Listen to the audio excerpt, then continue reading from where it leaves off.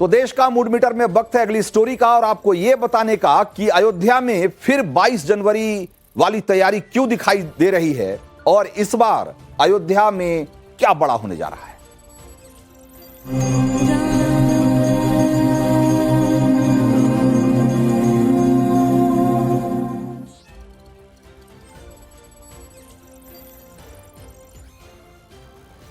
तो अयोध्या राम मंदिर के गर्भगृह में रामलला की प्राण प्रतिष्ठा का अद्भुत समारोह पिछले साल 22 जनवरी को पूरी दुनिया ने देखा था।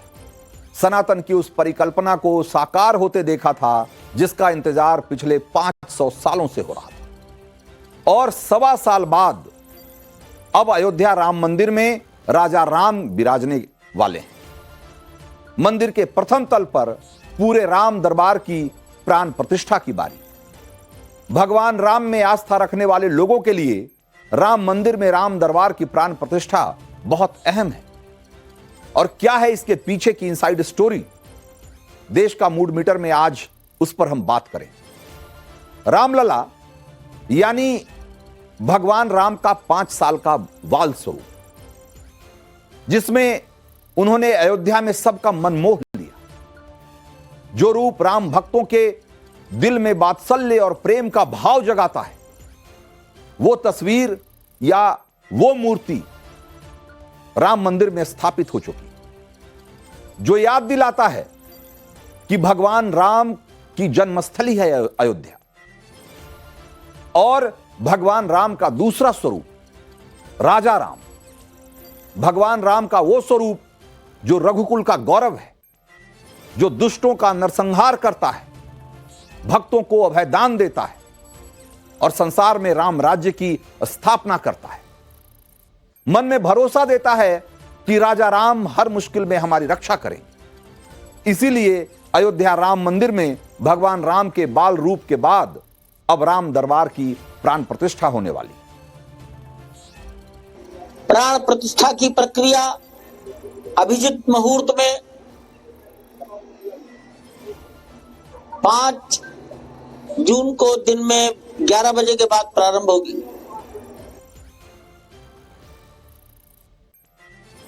तो राम दरबार की प्राण प्रतिष्ठा की तारीख बस 1 हफ्ते दूर है। तारीख है 5 जून।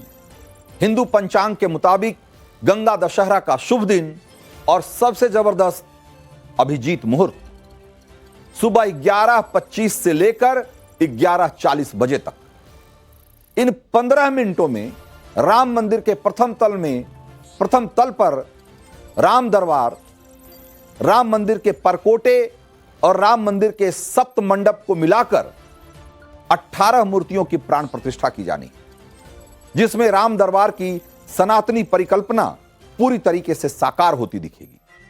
वो 18 मूर्तियां कौन सी होगी, उनका क्रम क्या होगा और उन्हें खास दिशाओं में स्थापित करने का क्या मतलब है, वो भी मैं आपको आगे बताऊंगा।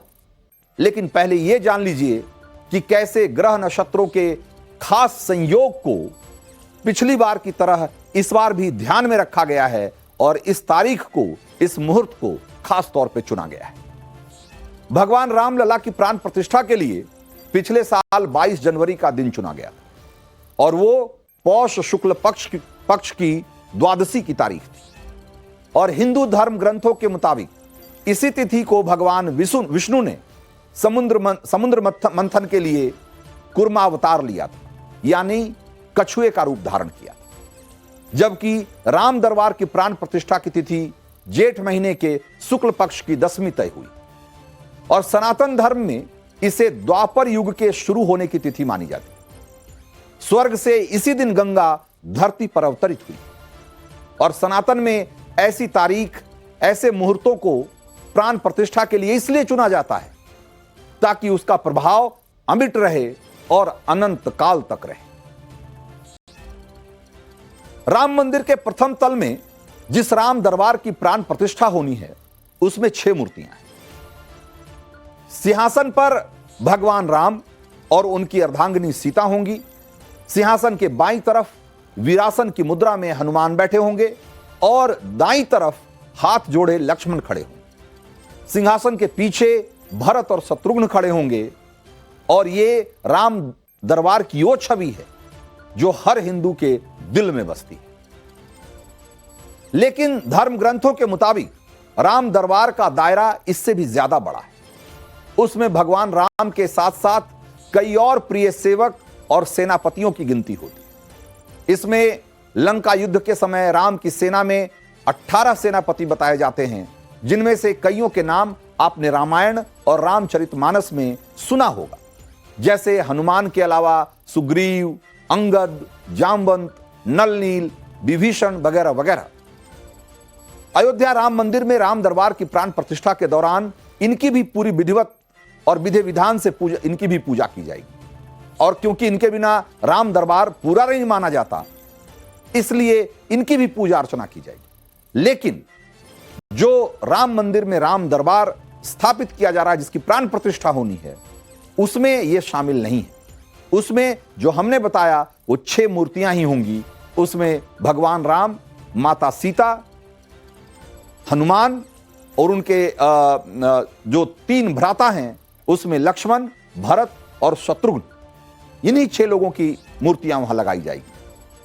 लेकिन बाकी जो राम दरबार के जो सदस्य हैं, वो इस दरबार में क्यों नहीं होंगे?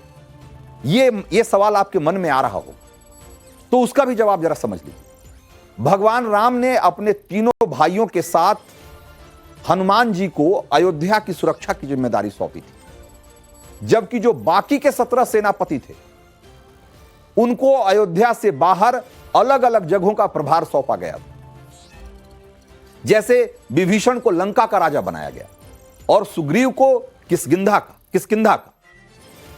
इसीलिए अयोध्या के राम दरबार में भगवान राम के अलावा यही 6 लोग हैं जो लंका विजय के बाद अयोध्या में उनकी सेवा में तैनात रहे। बात राम दरबार की प्राण प्रतिष्ठा की है, तो राम दरबार की इन मूर्तियों को कितनी शुद्धता, कितनी आस्था और किन नियमों का पालन करते हुए तैयार किया गया है, उसकी कहानी भी बहुत दिलचस्प है। अयोध्या का राम मंदिर के राम दरबार को गढ़ने के पीछे एक गहरी साधना है, राजस्थान के मूर्तिकार सत्यनारायण पांडे की साधना। उन्होंने राम दरबार को फाइनल आकार देने में 8 महीने से ज्यादा का समय लिया और इन 8 महीनों में हर दिन उन्होंने खुद को पूरी तरीके से राम में रमाए रखा।